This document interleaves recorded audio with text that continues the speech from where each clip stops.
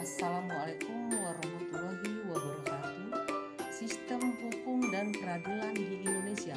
Pelajaran PKN kelas 11 semester 1 disusun oleh Zohanis SPD UGM SMA Negeri 1 Cikarang Barat.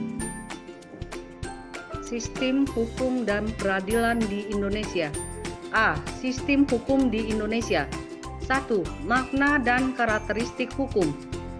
Seseorang filsuf pernah mengatakan bahwa hukum itu ibarat pagar di kebun binatang.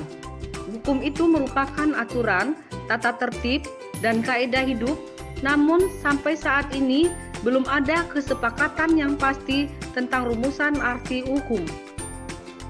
2. Penggolongan hukum.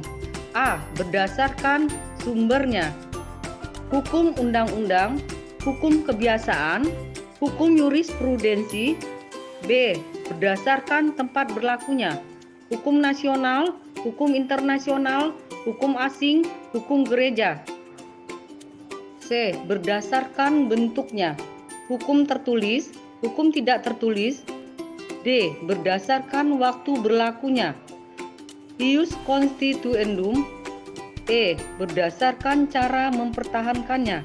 Hukum material, hukum formal.